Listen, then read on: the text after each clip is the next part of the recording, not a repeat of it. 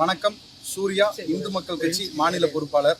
இப்போ பார்த்தீங்கன்னா வர்ற ஞாயிற்றுக்கிழமை பேரூர் பட்டீஸ்வரர் கோயில் தேரோட்டமானது நடைபெற இருந்துச்சு.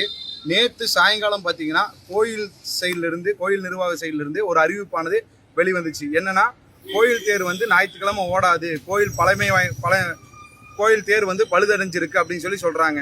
கோயில் தேர் பழுதடைஞ்சிருக்குங்கிறது இந்த 29ஆம் தேதி ஞாயிற்றுக்கிழமை தேர் ஓடுதுன்னு சொல்லி பத்திரிக்கை அடிக்கிறதுக்கு முன்னாடியோ இல்லை எல்லா இடத்துலையும் ஃப்ளெக்ஸ் பேனர் வைக்கிறதுக்கு முன்னாடியோ இதுக்கான கோயில் மூர்த்த கால் நடுறதுக்கு முன்னாடியோ தெரியாதது எப்படி ஒரு 4 நாளைக்கு முன்னாடி மட்டும் தேர் பழுதடைஞ்சிருக்குன்னு சொல்கிறாங்க.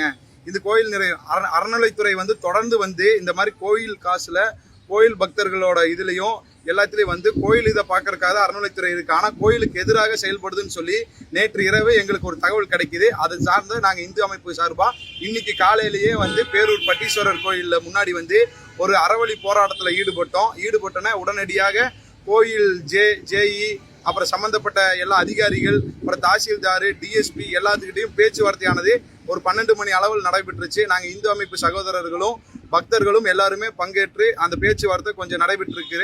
அவங்க 3:30 மணிக்கு ஆய்வு பண்ண சொல்லி மீண்டும் தேரை ஓட்டுறேன்னு சொல்லி உறுதி அளிச்சிருக்காங்க. தேரை கட்டாயம் எப்படியாவது ஞாயிற்றுக்கிழமை சொன்ன மாதிரி தேர் ஓட்டணும்.